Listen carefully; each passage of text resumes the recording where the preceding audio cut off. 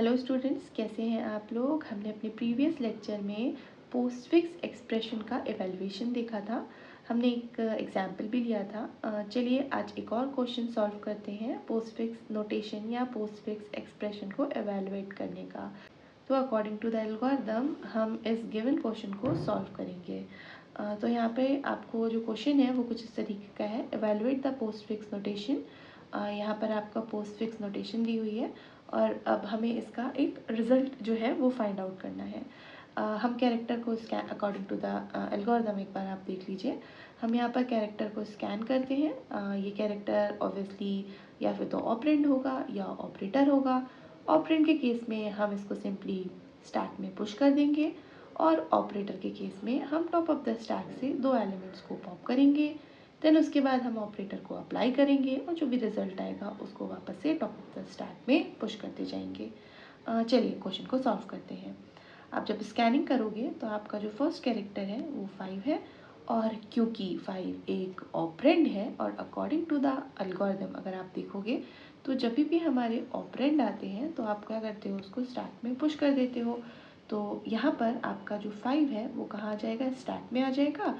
और अगर आप बात करते हो एक्सप्लेनेशन की तो आप कुछ इस तरीके से लिख सकते हो कि यहाँ पे आपको जो मिला है कैरेक्टर वो ऑपरेंड है, देयरफॉर आप इसको क्या कर रहे हो, पुश कर रहे हो कहाँ पर, स्टैक में। ठीक है, देन अगेन आप क्या करेंगे, स्कैनिंग करेंगे और अब आपको जो कैरेक्टर मिलेगा वो 6 मिलेगा। 5 ऑलरेडी है, आपने 6 को भी स्टैक में पुश कर दिया। अगेन यहाँ पर आप जो एक्सप्लेनेशन लिख सकते हो वो ऐसा लिख सकते हो कि क्योंकि ऑपरेंड आया है इसीलिए आपने क्या किया है, आपने उसको स्टैक में पुश कर दिया है।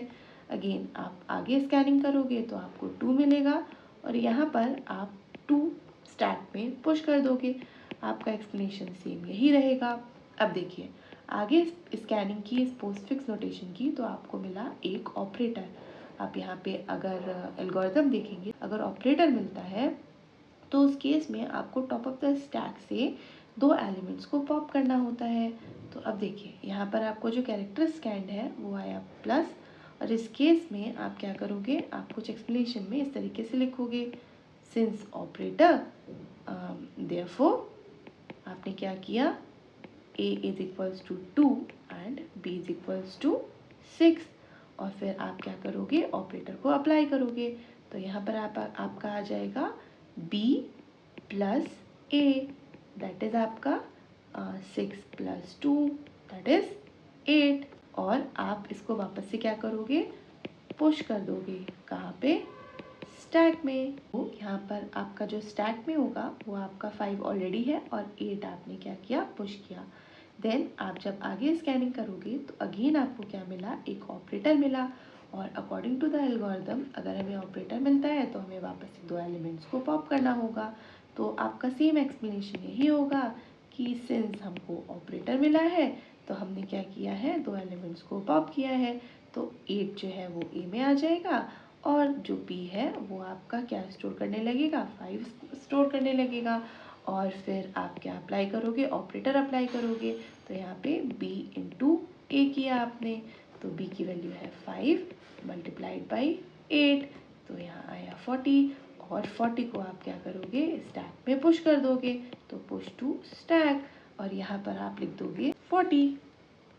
अब आप आगे स्कैनिंग करेंगे तो आगे स्कैन करने पे हमको जो कैरेक्टर मिलता है वो मिलता है 12।